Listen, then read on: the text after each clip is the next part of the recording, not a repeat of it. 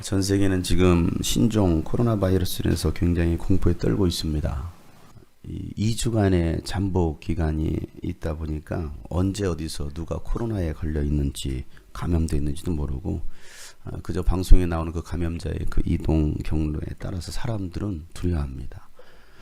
부천에서 발견되었다면 부천이 떨썩하고 궁포에서 발견되었다. 이 궁포직을 지나갔다 하면 궁포 후 또 시민들이 또 두려워 떨고 광주에서 또 이곳저곳에서 나타났다라는 그 경로에 따라 사람들은 굉장히 두려워합니다. 특별히 그 처음 시작되었던 그 중국 우한시는요, 유령의 도시가 되어버렸어요. 그 넓은 도로에 사람 한 명 다니지 않습니다. 또 확진자가 나오기라도 하면 그가 다녔던 그 경로는 어떤 곳이든지 다 폐쇄를 해버립니다. 심지어 며칠 전에는 뭐 백화점뿐만 아니라 방송국도 폐쇄를 시켰습니다. 이처럼 사람의 눈에 보이지 않는 그 작은 바이러스를 인해서, 바이러스가 보이지 않잖아요. 뭐 재채기에서 나왔던 그러한 것들로 인해서 감염되는, 그러니까 보이지도 않습니다. 근데 그 보이지도 않는 그 작은 바이러스로 인해 사람들은 굉장히 두려워 떨고 있어요. 뭐 크고 뭐 무서운 게 아니에요. 정말 미세한, 보이지 않는 그걸로 사람들은 두려워합니다. 그걸로 인해서 수많은 사람들이 죽기도 해요. 여러분, 이런 일들을 우리는 어떻게 봐야 됩니까? 뭐 예전에 메르스도 있었고 사스도 있었고 그런 수많은 그 바이러스에 감염되는 사건들, 성경에 보면 마지막 때에 전염병으로 수많은 사람들이 죽을 것이다 라고 성경은 예언하고 있어요. 여러분, 이 예언서인 이 성경 말씀 우리는 주의 깊게 봐야 됩니다. 오늘 우리가 사는 이 시대에 인간의 힘으로 해결할 수 없는 수많은 고통의 문제들이 인간들을 위협하고 있습니다. 그 위협 앞에 우리는 아무것도 할 수 없고 그저 두려워 떨고 문을 걸어 잠그고 외출을 삼가해야 되고 심지어는 예배도 나가지 못하는, 이런 공포와 인생의 위기 앞에 두려워하지 않고 또 삶의 안정과 평안을 얻을 수 있는 것은 과연 뭘까요? 지난해 우리 가족 수양회 때 봤던 영화 교회 오빠, 이 이관희 형제는요, 대장암 말기에도 하나님을 원망하거나 의심하지 않고 오히려 평안과 감사를 잃지 않을 수 있었던 것은 하나님의 말씀과 기도를 놓지 않았기 때문입니다. 고난 앞에 서지 않고 오직 예수 앞에 섰을 때 고난과 위기를 이길 수 있는 힘, 믿음이 생긴 거예요. 다른 아무것도 없어요. 아무리 방독면을 쓰고 막 방한복을 입었다 할지라도 두려운 거예요. 언제 내가 감염될지, 나에게 어떤 고난이 위기가 찾아올지 모르는 것이죠. 그런 고난과 위기, 아니 내가 지금 언제 죽을지, 곧 죽음이 임박했다라는 걸 아는 그 순간에도 그 고난과 위기를 이길 수 있었던 것은 믿음이라는 거예요. 믿음. 근데 그 믿음이 무엇을 인해 생겼느냐? 말씀과 기도라는 거죠. 다른 게 없어요. 말씀과 기도. 예수님의 제자들과 함께 배를 타고 갈리 호수를 건널 때 큰 풍랑을 만납니다. 가판 위에 있던 그 제자들은요, 죽음에 대한 공포에 두려워 떨고 있습니다. 그런데 그 밑에서, 배 밑창에서 계셨던 예수님은 편안히 주무십니다. 위와 아래의 분위기가 완전히 달라요. 위와 아래의 분위기가 달라요. 위는 굉장히 뭔가 막 두렵고 막 공포에 떨고 있습니다. 근데 아래 밑창은 굉장히 잠잠해요. 일본에 있는 그 크루즈선에 또 감염이 되므로 거기 있던 3천 명의 사람이 지금 공포에 떨고 있어요. 내지도 못하고 어디로 갈 수도 없는, 그냥 그 배 안에 갇혀버려 있는.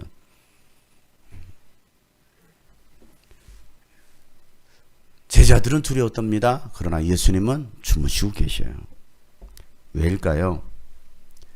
유스비전 캠프 때 아무리 찬양과 그 기도 소리가 커도요, 하주인은요 정말 잘 자요. 그런 환경 속에서도 정말 잘 잡니다.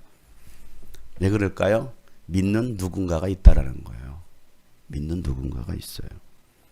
제자들은 호들갑을 떨면서 주무시고 계신 예수님을 막 깨웁니다. 살려달라고 예수님 깨웁니다. 예수님, 우리가 지금 죽게 되었는데 지금 주무실 때입니까? 막 승질을 부려요. 지금 우리가 죽게 되었다고요. 예수는 우리가 고난을 당했다고요. 나에게 고통의 순간이 찾아왔다고요. 지금 죽게 생겼는데 예수님 그냥 그렇게 주무시고 계시만 계실 때입니까? 뭐 좀 하셔야 되는 거 아니에요? 하고서 막 예수님을 흔들어 깨우는 우리들의 모습. 그러자 예수님은요 일어나셔서 그 바람과 파도를 향하여서 꾸짖으십니다. 바람과 파도야 잔잔하라. 꾸짖으셨어요. 성경이 꾸짖으셔요. 왜? 나 자고 있는 걸 깨웠잖아. 뭐가 이 환난과 위기가 니들 때문에 내가 지금 자던 걸 지금 단잠을 깨야 되냐? 그러더니 피곤한데 말이야. 꾸짖으시고 그러자 금세 잔잔해집니다. 그리고 나서 제자들에게 하셨던 말씀, 야 됐냐 이제? 이제 됐어? 라고 말씀하십니까? 뭐라고 말합니까? 누가복음 8장 25절에 이렇게 말씀하고 있습니다. 예수께서 그들에게 말씀하셨다. 시작. 너희의 믿음이 어디에 있느냐? 그들은 두려워하고 놀라서 서로 말하였다.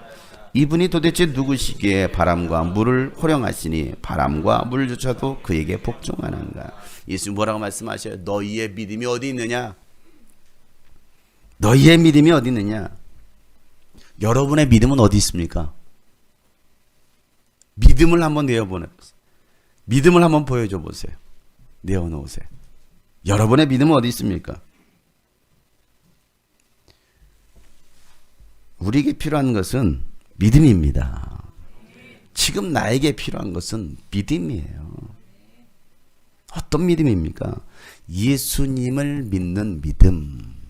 예수님과 함께 있음에도 불구하고 예수님이 어떠한 분인지를 알지 못하고 인정하지 못하고 믿지 못하는 거예요. 그러니까 두려워 떨고 있는 거죠. 오늘 우리가 예수를 믿고 있음에도 불구하고 예수님을 믿는다고 하면서 예수님이 어떠한 분인지를 우리가 알지 못하는 거예요. 아니, 교회를 다니고 있지만 예수님을 우리가 제대로 믿지 않고 있는 거예요. 예수님은 너희 안에 이 겨자씨 하나일 만한 믿음이라도 있느냐? 너희가 이 겨자씨 하나일 만한 이 믿음이라도 있다 한다면 저 무화과나무를 명하여 저 뽕나무를 명하여 바다에 던지우라면 그 뽕나무가 뭐 한다라는 거예요? 순종한다라는 거예요. 움직이겠다라는 것이죠. 그 믿음이 있느냐? 너희 안에 이 믿음이 있느냐? 근데 우리는 그 믿음조차도 없는 거죠. 이제 정말 작은 이 겨자씨, 정말 작은 이 겨자씨 하나만한 믿음조차도 우리에게 없는.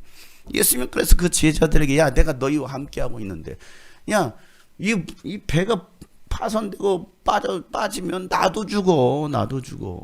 근데 뭘 두려워하느냐? 뭘 두려워하느냐? 옆에 사람 뭘 두려워하십니까? 믿음이 있습니까? 한번 물어보세요. 과연 우리 안에 이 믿음이 있는지.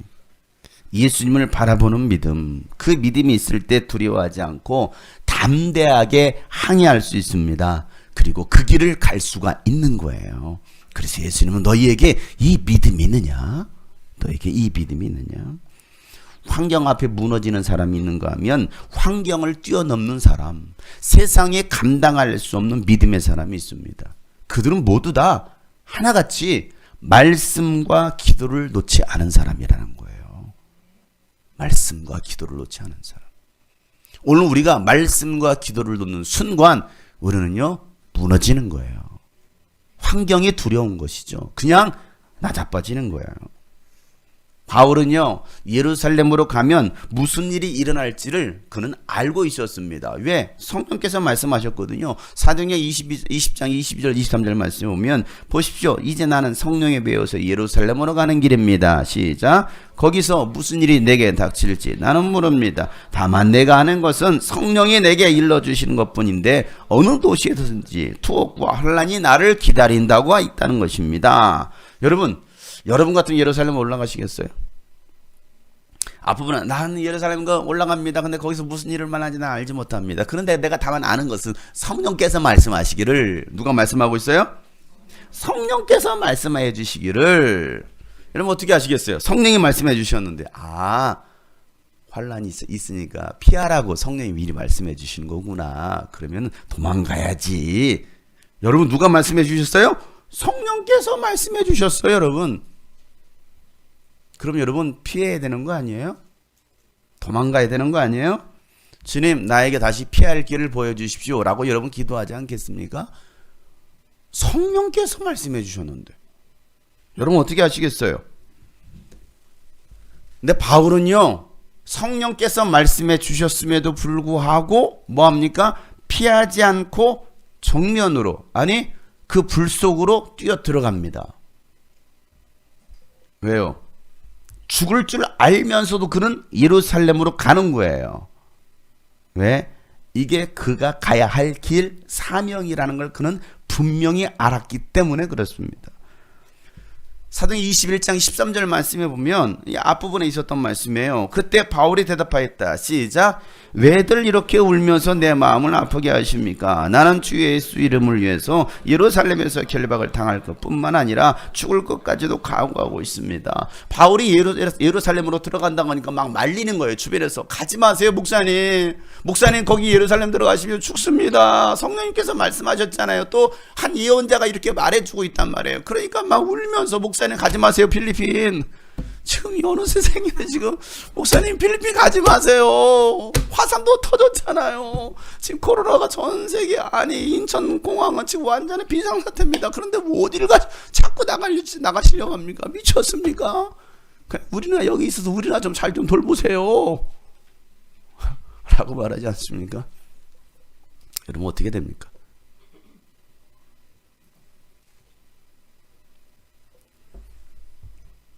알고도 그 길을 가는 사람.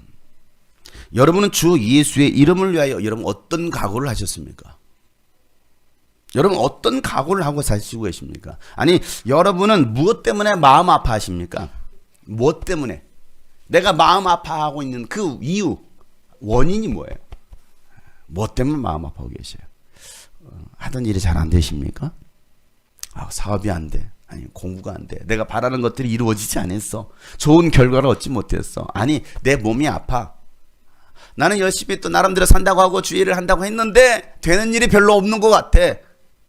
이런 무엇 때문에 여러분 아파하고 계십니까?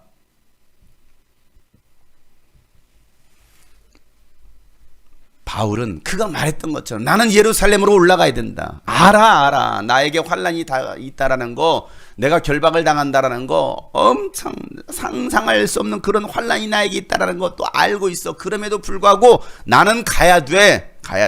이게 예수님께서 나에게 말씀하신 거기에. 모르고 가는 것보다 낫잖아요. 아니에요? 모르고 가서 맞는 것보다 낫잖아. 그냥 알고 가서 맞으면 되지. 알고 맞는 매가 훨씬 낫습니다. 그냥 모르고 맞아보세요. 손 내밀어. 네, 이제 알고 맞아요, 여러분. 여러분 옆에서 알려줍시다. 알고 맞는 게 낫다. 예, 모르고 맞는 것보다 차라리 알고 맞는 게 낫잖아요. 예, 마음의 준비는 하고 가잖아요. 바울은요, 알고 가요. 마음의 준비를 하고 갑니다. 그래, 내가 이제 고난 당할 거야. 내가 엄청난 핍박 내가 당할 거야. 알고 마음의 준비를 하고 갑니다.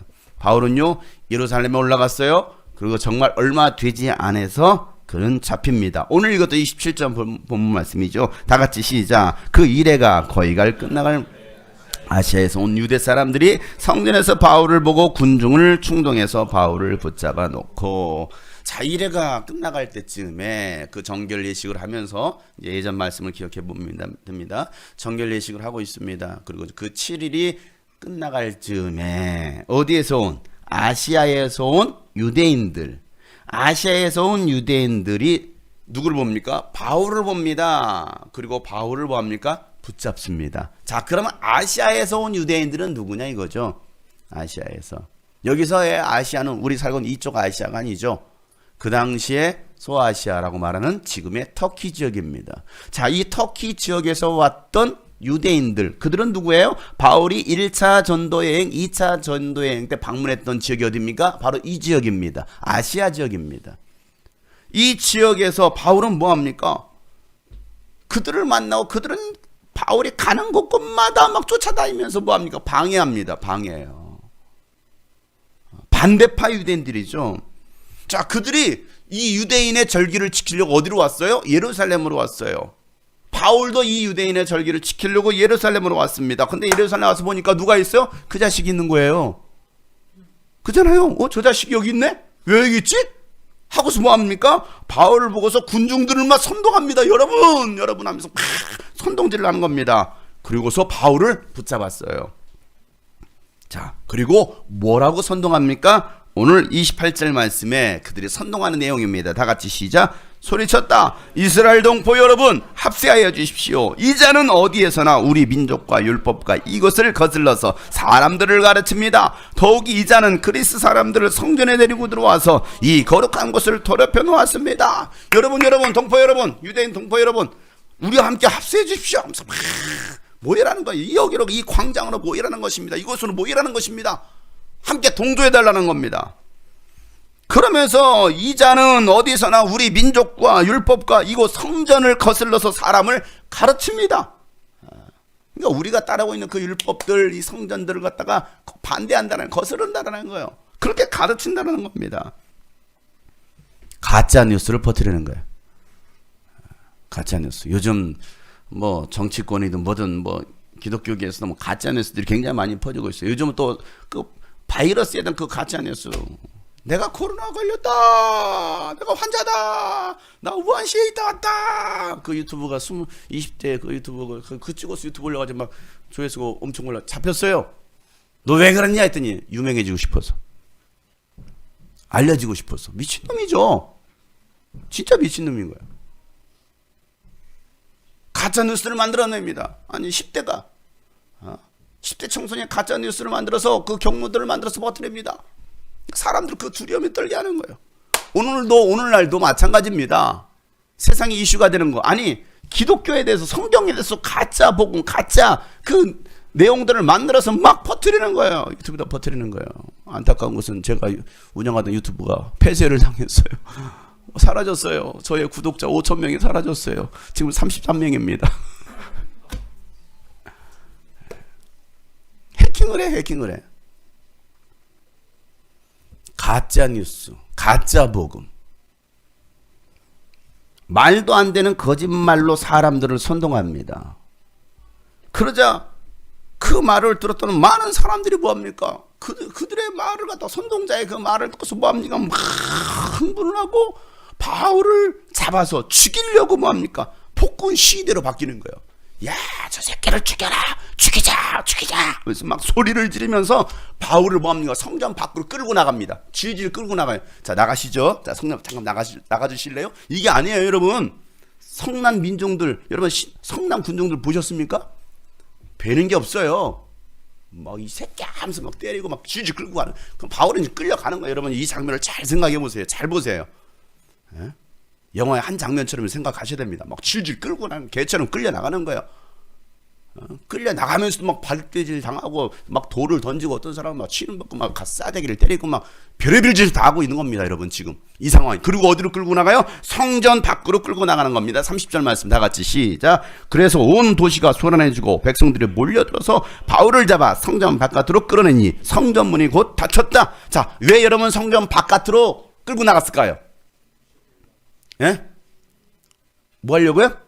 죽이려고. 성전 안에서 죽이면 안 돼요? 내라고 되었으니까 왜? 그러지 말라고 했어. 어디에? 또 이상한 또 가짜 성경을 퍼뜨리고 있어. 거룩한 거 어디는? 성전은. 그런데 성전에서는 거룩한 곳인데 거기서 죽이면 안 돼요? 번제로 드리면 안 돼요? 지금 바울은 죄인이라고 생각하는 거예요. 죄인, 하나님의 율법을 거스르는 그런 악한 죄인이라고 생각합니다. 그가 그곳에서 피를 흘리고 죽는다면 뭐합니까? 더러운 피를 성전 안에 흘리는 거예요. 그러면 그 성전도 어떻게 되는 거죠? 부정해지는 거예요. 그러니까 자신들은 거룩하고 이 성전도 거룩하고 깨끗하다고 생각하기 때문에 또 우리는 정말 하나님을 기쁘시게 하고 있는 일들이라고 생각하는 것입니다. 하나님의 뜻대로 살고 있다라고 생각하는 겁니다. 그래서 자신들이 지금 무슨 짓을 하고 있는지도 알지도 못하면서 뭐합니까? 바울을 죽이려고, 살인을 저지르려고 바울을 지금 성전 밖으로 끌고 나가는 거예요. 이곳은 거룩한 곳이야. 저놈은 아주 부정한 놈이고 이방인과 함께하는 놈이고 저놈은 나쁜 놈이야. 그러니 이 성전이 아니라 성전 밖으로 끌고 가서 죽여버리자, 이것이죠. 죄인, 이방인 취급하는 거예요. 자, 31절 말씀 다 같이 시작. 그들이 바울을 죽이려고 할 때에 온 예루살렘이 소유에 휘말려 있다는 보고가 천부장에 올라갔다. 자, 바울을 끌고 나가서 어떻게 해요? 뭡니까? 바울을 뭐 하려고? 죽이려고 해요. 바울을 죽이려고. 그러니까 죽이려고 때리고 돌로 치고 사정없이 막 짚었습니다. 여러분, 바울을 겁만 주려고 한 거예요? 자, 여러분, 이 상황이 바울을 지금 겁만 주려고 합니까? 이 새끼 하면서 겁만 주려고요? 아니죠. 뭐 하려고 했어요? 죽이려고 했습니다, 여러분. 죽이려고. 어떻게 하면 사람이 죽을 수 있을까요? 네? 죽을 때까지 맞아보셨어요? 성경에 부모의 말에 순종하지 않는 자식들은 죽기 전까지 때리라고 했어요. 죽이지는 말고 죽기 전까지. 그래도 그냥 욕하고 하는 놈은 돌로 때려 죽이라고 했는데 죽기 전까지 때리라고 했어요. 말하지 않는 자녀들이 있거든. 죽기 전까지 때리세요. 율법에 의해서. 여러분, 어느 정도 맞아 여러분 사람이 죽을까요? 그냥 정말 죽을 때까지 두드러 패는 거예요. 죽을 때까지. 인도에 오리사라는 지역이 있습니다. 그 오리사라는 지역에서 알라 신을 믿는 무슬림인들이 예수 믿는 사람들을 잡아 끌어내어서 돌로 때리고 주먹으로 때리고 발로 차고 몽둥이 두들겨 팹니다. 겁을 주려고 했을까요? 아닌 거예요. 때려 죽이는 거예요. 영상을 한번 보시겠습니다.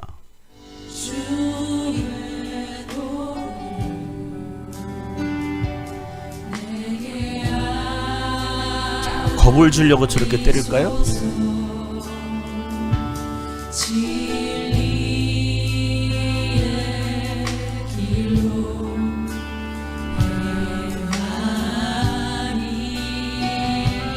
그들이 믿는 코란을 믿지 않는다라는 이유, 알라신을 따르지 않는다라는 이유, 그리고 예수 믿는다라는 이유로 여러분 사정없이 매를 맞고 죽임을 당해요.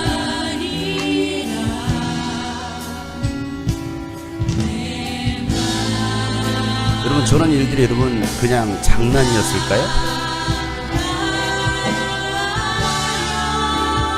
근데 저들은 아무런 저항도 하지 않아요.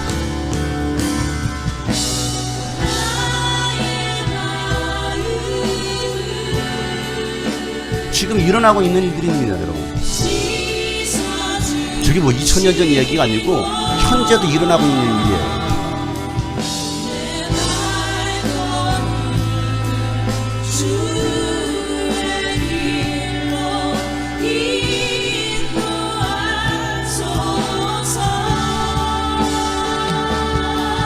저들은 그저 예수를 믿었을 뿐이에요. 신앙을 가졌을 뿐이에요. 놀라운 것은 그들은 저 죽음의 순간에 족감에서도 오히려 찬양하고 기도하더라는 거예요. 바울도 저들처럼 사실은 테러를 당한 거예요. 테러를. 폭군들에 의해서, 유대인 폭군들에 의해서 테러를 당한 거예요.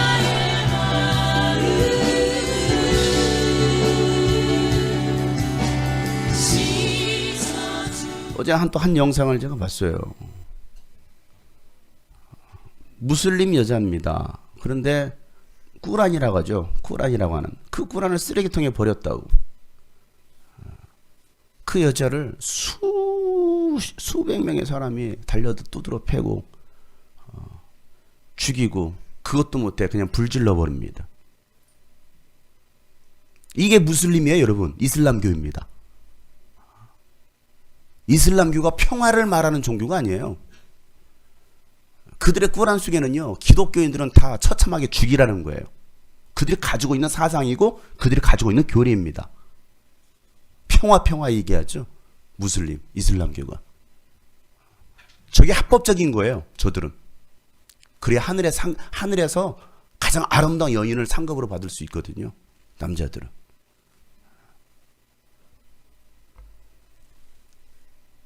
그들이 가지고 있는 신앙을 반대한다는 이유로, 예수를 믿는다는 이유로. 여러분, 장난일까요? 이런 심각하게 우리 한번 생각해 봤으면 좋겠습니다. 여러분, 예수 믿는 게 장난일까요? 앞으로 우리나라에 이런 일이 벌어질 거예요, 여러분. 이제 뭐 지금 정치제로 계속 그렇게 만들어가고 있으니까. 성경대로 가르치지 못하도록 정치는요 계속 제도를 바꿔갑니다. 동성애를 찬성하라는 것이죠. 성소수자, 인권 침해 말하지 말라는 거예요. 인권에 대해서 얘기합니다. 소수자의 인권을 존중하라는 거예요. 그래서 이제는 다수가 피해를 봐야 되는, 그래서 기독교에 가지고 있는 그런 이번에 한 또 정치인이 민주당 한쪽에서는 이제는 기독교조차도 싹 이제는 갈아엎어버려야 된다라고 그런 발언까지도 해버리는 그런 시대. 뭐 저는 정치하는 사람도 아니고 어떤 정치를 뭐 두둔하는 사람도 아니지만, 세상은요 갈수록 성경을 믿지 못하도록, 성경대로 살아가지 못하도록 세상은 그렇게 바꿔갑니다. 모든 나라, 우리나라뿐만이 아니에요. 그나마 우리나라 이 아주 유교주의가 강한 우리나라에서는요 그래도 끝까지 버티려고 했지만은 결국은 낙태죄 뭐합니까? 낙태도 결국 낙태죄도 폐지시켜버렸어요. 이제는 동성애도 인정해야 될 날이 곧 올 겁니다. 이미 경기도에서는 그걸 진행시켰어요, 여러분. 경기도에서는. 그게 지금 우리가 살고 있는 이 시대입니다. 테러를 당하는 거예요. 여러분들이 예수 믿는다는 이유로, 여러분들이 주님이 꿈꾸신 교회를 다닌다는 이유로. 야, 다른 교회는 그렇게 안 하는데 니들은 왜 그렇게 유별나게 그렇게 왜 신앙생활해? 다른 교회 봐봐, 적당히 다 하잖아, 절하잖아, 신사참배 하잖아. 왜 니들은 신사참배할 수 없는데? 여러분 어떻게 하시겠어요? 일제시대 때 그랬으니까. 아니 일반 지금도 교회들도 마찬가지입니다. 왜 주님이 꿈꾸신 교회만 유별나게 그렇게 해야 되는데? 아, 목사님 너무 설교를 세게 하시는 거 아니에요? 지난번에 한번 저기 청소년 집회 가가지고 제가 막 그렇게 세게 한번, 세게도 아니야, 그냥 있는 고지굿들 했어요. 여러분 예수 안 믿으면 지옥 간다고. 예수 어떻게 맞은지 아니면 막 제 막 뺨을 때려가면서 이렇게 니들을 위해서 맞았다, 죽었다. 그랬더니 한다는 소리가, 애들 인수해 갔던 그 사역자가, 아, 저 목사 너무 세게 얘기한, 너무 강하게 얘기한다고, 마음에 안 든다고. 사역자가 그런 생각을 가졌으니 그 아이들이 은혜를 받겠느냐고요. 그렇게 지옥으로 끌고 가는 목회자들 때문에 아이들이 지옥으로 가는 거예요. 성도들이 지옥으로 끌려가는 거예요. 알지도 못하고. 그럼 뭘 말해야 되겠느냐? 뭘 말해야 되겠느냐? 오늘 바울도 그냥 그가 가졌던 예수의 신앙, 복음 때문에 지금 뭐합니까? 배를 맞고 죽어가고 있는 거예요. 지금 이 장면이. 죽이려고 수많은 사람들이 군중들 성령 밖으로 끌어가지고 막 돌을 던지고 막 몽둥이를 두드려 패고 막 있어 돌 갖다 들어 때리고 막 죽이는 거예요. 자, 이 소문이 천부장에게 들어갑니다. 천부장에게. 왜? 예루살렘이, 이스라엘이 난리 났다는 거. 예루살렘이 난리 났다는 거. 그제서야 천부장 귀에, 천부장이 지금 도시가 온통 소란입니다, 난리입니다. 도대체 뭐냐? 뭔 일인데?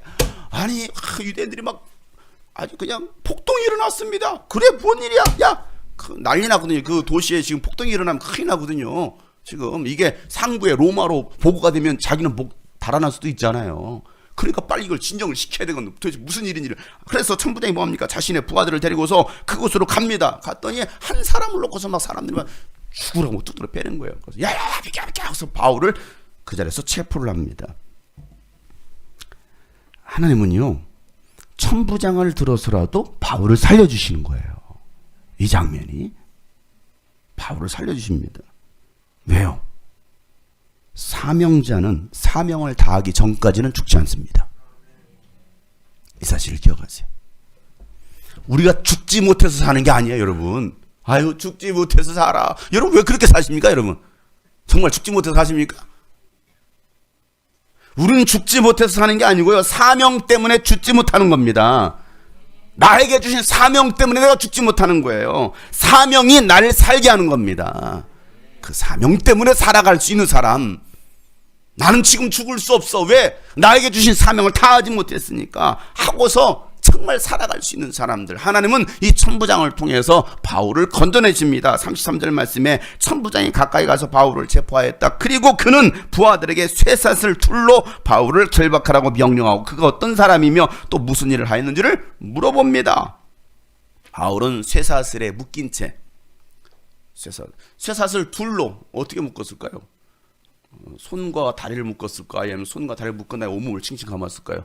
손과 다리를 묶을 가능성이 높을 것 같기도 하겠네요. 쇠사슬 둘로 그를 꽁꽁 묶어버립니다. 그리고 신문을 합니다. 그런데 밖에서 막 더 큰 소리가 막 나는 거예요. 바울을 막 죽여라, 저 새끼를 죽여라, 막 소리를 지른 겁니다.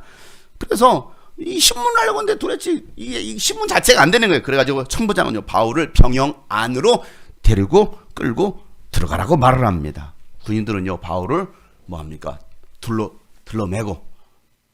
둘러매고서 병영 안으로 끌고 들어갑니다. 자, 이 상황을 잘 보세요.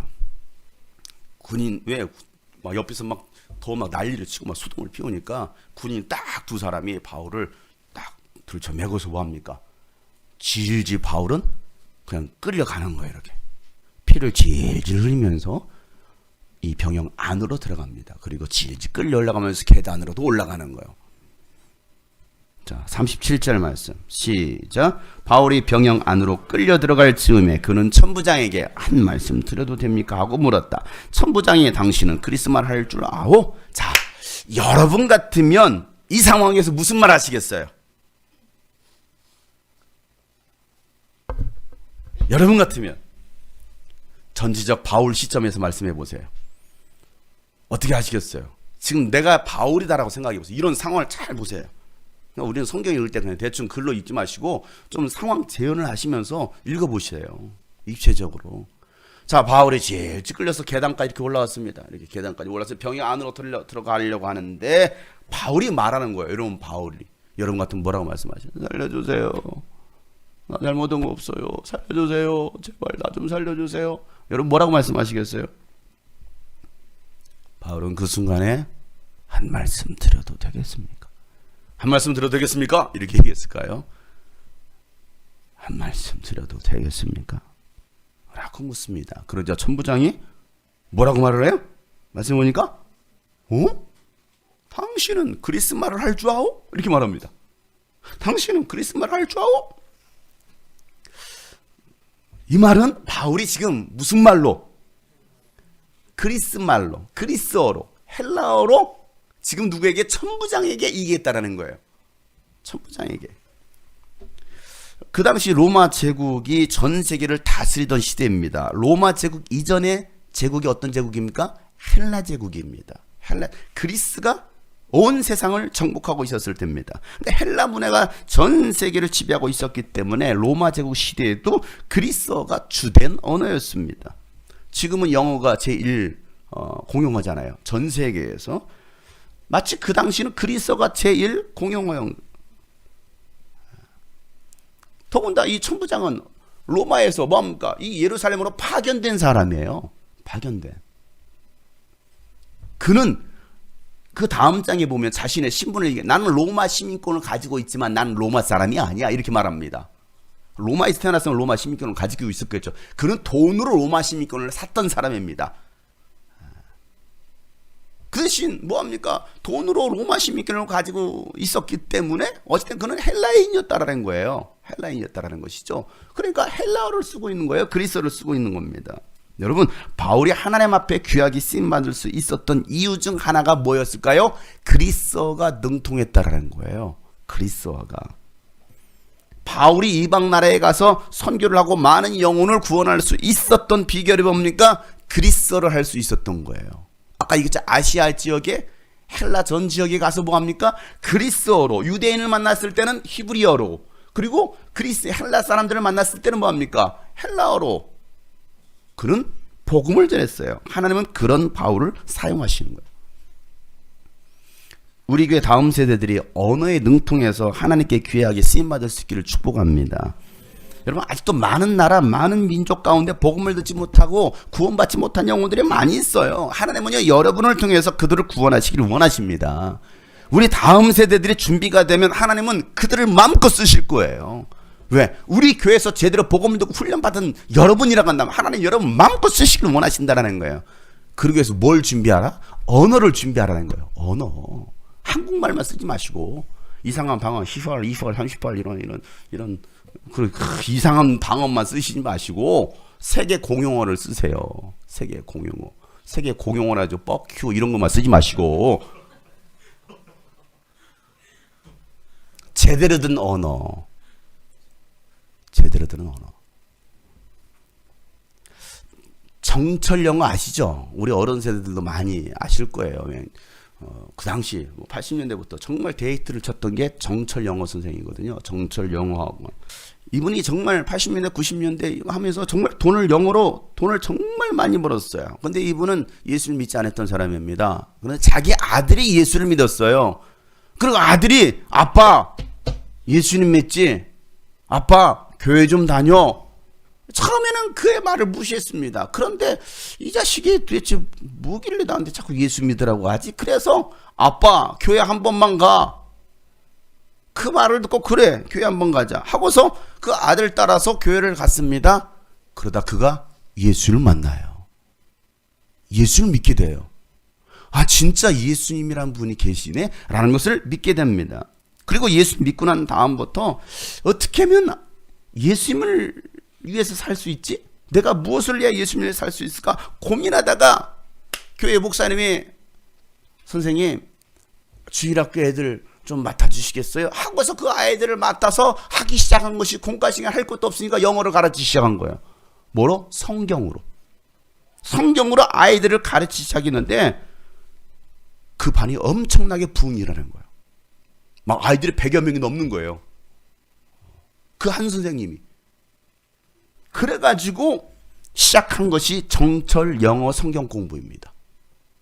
이걸 체계적으로 한번 해봐야겠다. 정철 영어 성경. 예수를 믿기 전과 믿고 난 다음에는 이제 돈을 버는 이유, 영어를 가르치는 목적이 달라집니다. 그전엔 자기가 자기를 위해서 돈을 벌었는데 이제는 아닌 거예요. 내가 이제는 예수를 위해서, 복음을 위해서.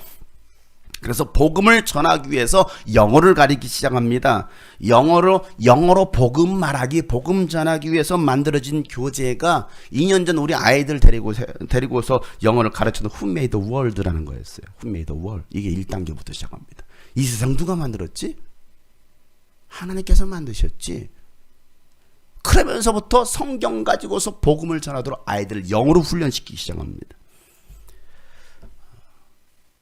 하다가 중단했어요. 우리 교회에서. 여러 가지 이유로. 저 지금도 아쉬워요. 나는 지금도 하라고 자꾸 재촉을 합니다. 한번 시작했으면 좀 끝까지 좀 하지 말이야. 하다가 몇 개월 하다 마느냐. 나는 정말 우리 부모 세대들이 아이들을 지도하는 부모 세대들이 좀 깨어있으면 좋겠어요. 깨어있었으면. 왜? 이 아이들이 그냥 세상에서 성공하라는 게 아니라 정말 하나님 나라를 귀하게 쓰임받을 수 있도록 준비 좀 시키라는 거예요. 준비 좀 시키라고. 어떻게 교회는 그렇게 시키려고 좀 막 부당히 애를 쓰는데 여러분들 너무 잘 따라와 주셔서 감사해요. 하세요. 아이들을 훈련시키세요. 훈련시키세요. 다음 주에 필리핀에 들어갑니다. 이 코로나 바이러스 때문에 많은 교회들이 취소했어요. 그래서 이번에 가는 한 20여 명 가거든요. 그래서 클락, 앙겔레스라는 그 클락과 마닐라로 갑니다. 특별히 이 마닐라 수도 옆에 쓰레기덩 위에 세워진 바세코라는 마을이 있습니다. 거기 갈 때마다 몇천 명의 아이들에게, 한 1000여 명 아이들에게 이 한 끼 식사 피딩을 하는 곳이에요. 가보셨던 분들은 아시겠지만. 그런데 2주 전에 화재가 났어요. 그 앞에 불이 났습니다. 그리고 750여 가구가 싹 불타버렸습니다. 여러분들 작년에 가셨던 그 지역 다 불타버린 거예요.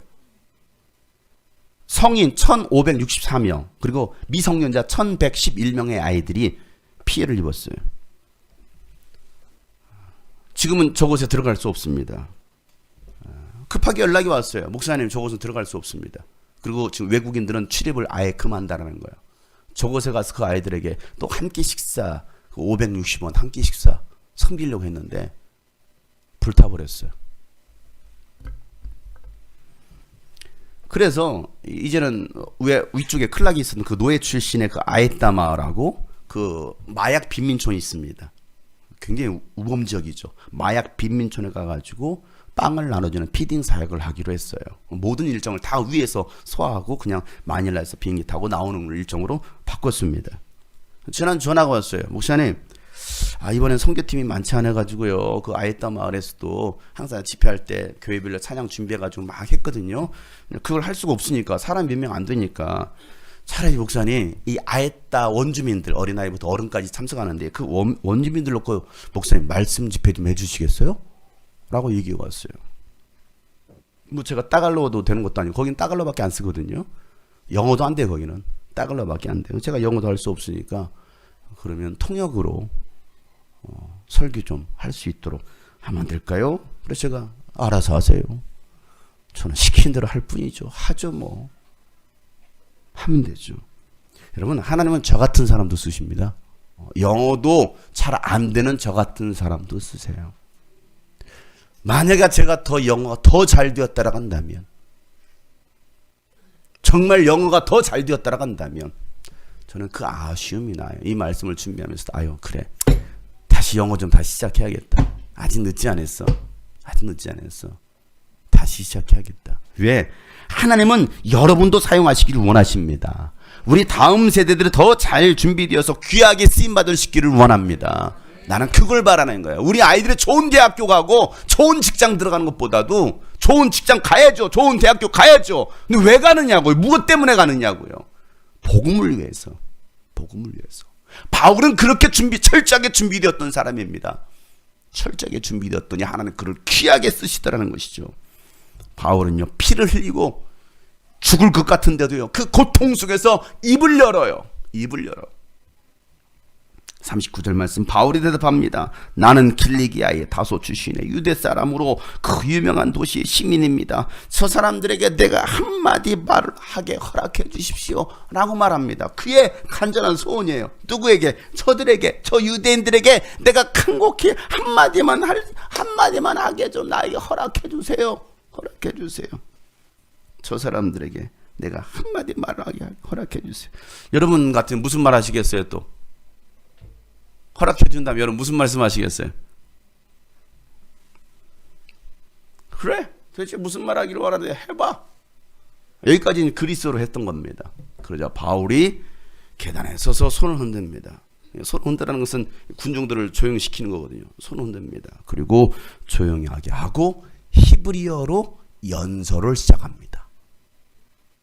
유대인들을 향해서 히브리어로 연설합니다. 자신을 죽이려고 했던 그 유대인들에게 한 바울의 연설. 다음 주에 공개합니다.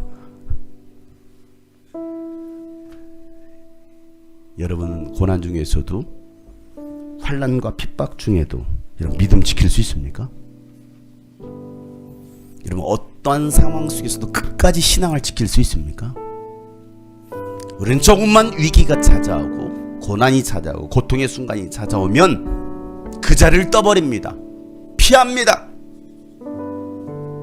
안 합니다. 못 하겠다라는 거예요. 안 하겠다라는 거예요. 심지어는 주를 부인하고 떠나버리죠. 마치 베드로처럼 죽게 생겼으니까 나 예수 모르고 하고서 부인하고 떠나버리는. 그래서 떠납니다. 주를 떠납니다. 때로는 교회도 떠나는 거, 주님 꿈꾸신 교회도 떠나는 거예요. 가끔 저한테 와가지고, 어제도 저한테 그래요. 목사님 사랑해요. 거짓말하지 마. 안 속아. 내가 한두 번 속아봤니? 안 속아. 목사님 사랑해요. 저는 베드로도 그랬어. 예수님 사랑한다고. 안 믿어. 저를 안 떠날 거예요. 그 말도 안 믿어. 안 떠난다는 말도 하지 마. 그냥 언제 떠날 거야? 대놓고 대놓고. 때가 되면 떠날 거야. 언제 떠날 거야? 저는 안 떠납니다. 베드로도 그랬어. 그저 저는 그럼에도 불구하고 이해하고 사랑하고 섬기려고 하는 거예요. 떠나지 않았으면 좋겠죠. 끝까지 믿음을 지켰으면 좋겠죠. 그 신앙 공동체를 이어갔으면 좋겠죠. 여러분들이 정말 사명을 알고 그리스도의 몸인 교회를 안다면 내가 무엇을 어떻게 해야 될지를 알게 됩니다. 그러나 이게 없으면 쉽게 말하면 교회론, 이걸 교회론이라고 하거든요. 교회관. 이 교회에 대해서 알지 못하면 그냥 몸에서 뚝뚝 떨어져 나가는 거예요. 아, 이 몸이 아닌가 봐. 여기 붙었다가 저기 붙었다. 툭 떨어져. 뭐 기생충이에요? 기생하는 기생. 하도 요즘 기생충 막 옛날 영화이긴 하지만 이제 내일이면 오늘인가 아카데미 이제 후보로 올라가는데 이제 아주 전 세계가 제 이목이 집중되고 있습니다. 하도 기생충 도대체 뭔 영화길래 도대체 영화에 대해서 뭐 그렇게 휩쓸까 하고서 이번에 이제 우리 식구들 다 필리핀으로 떠나버려버리고 저 혼자 있길래 리모컨이 저에게 돌아왔어요. 얼마나 자유함 가운데 있는지 몰라요. 저를 간섭하는 사람이 없어요. 그동안 저는 리모컨을 잡아본 적이 없거든요. 잡는 순간 내놔 하고서 뺏어가 버리거든요. 저는 항상 뒷방 신세로 맨 앞방에 들어가 혼자 쭈그려 이러고 있었는데 나 자유 얻었네 너 자유 얻었네. 얼마나 자유로운지 몰라요. 저 혼자 살고 있습니다. 아주 행복하고 있어요. 저한테 자꾸 물어요. 목사님 혼자 있으니까 힘드시죠? 뭘 힘들어요? 얼마나 좋은데. 그래서 그전에도 저기 광고에 기생충 나올게 저거 한번 볼까 했더니 우리 집에서 막 반대해서 보지마! 나한테 네 그랬거든요. 자 보지 말라고. 잔인하다고 보지 말라고. 내용이 어둡다고 보지 말라고. 도대체 뭔 내용이길래 저는 뭐 진짜 기생충 뭐 해부하고 뭐 이런 건 줄 알았어요. 뭔 내용인지 몰랐거든요. 내가 갔잖아. 간 김에 이번에 보자. 없을 때 보자. 그래가지고 봤어요. 제가 봤더니 무슨 내용인가. 빈민촌에 살고 있는 사람, 지하 단칸방에 사는, 저희 집이 지하잖아요. 반지하잖아요. 반지에 살고 있는 사람과 아주 저택에 살고 있는 사람의 상반된 이야기를 담아가고 있는. 나중에는 정말 아주 그거에 대한 뭔 냄새 나는, 목사님 지나갈 때 뭔 냄새 나는 것 같아요. 뭔 냄새? 예수의 냄새. 이래야 되는데 뭔 냄새가 나는 것 같아. 꾸리꾸리한 냄새.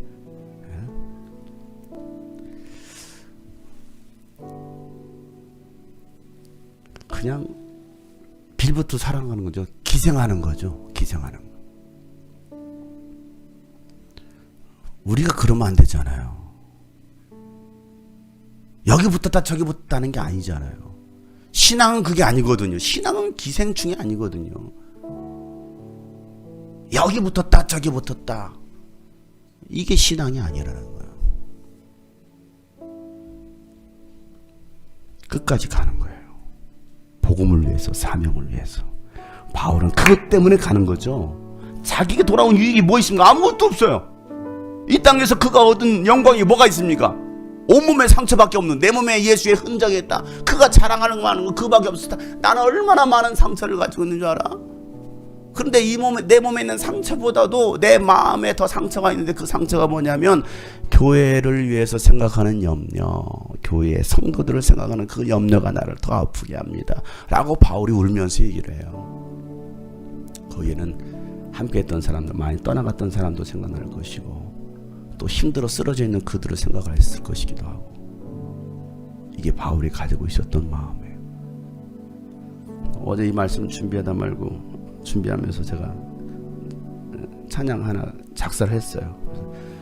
하려다가 피곤해서 그냥 접어놨어요. 다음 주에 공개할게. 잘 만들어가지고. 여러분, 어떤 상황에서도 끝까지 신앙 지킬 수 있어요? 그 신앙이 우리의 신앙 되었으면 좋겠습니다.